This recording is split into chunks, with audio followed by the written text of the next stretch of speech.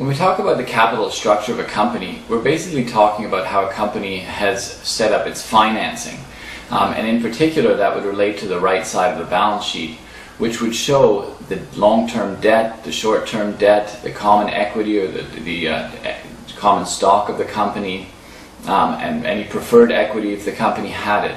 So the capital structure of a company refers to how the company has financed itself, and that would be captured on the right side of the balance sheet. Now, companies can finance themselves by borrowing money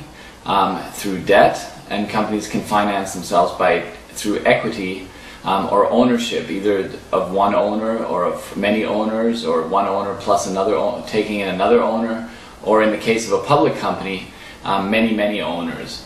And the capital structure, therefore, captures what kind of numbers we can associate with the debt of the company and the shareholders' equity. And from that, we can begin to look at how a company is set up and get a sense for example, how much debt the company has versus shareholders' equity, or how much short-term debt the company has versus long-term debt, which would give a picture of how near-term some of this debt has to be repaid and whether there's a risk of not refinancing some of these debt obligations, and so on.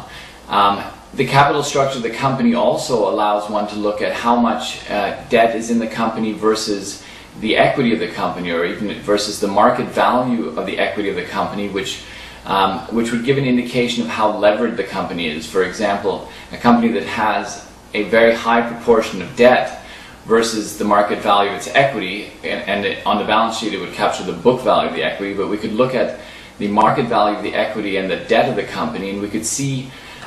what would happen if the value of the overall entity fell by a certain amount, and how quickly, arguably, the equity would be wiped out. Because if we remember, it's the equity portion of the balance sheet that goes up and down the most when the value of the company goes up and down, because it's the debt that gets repaid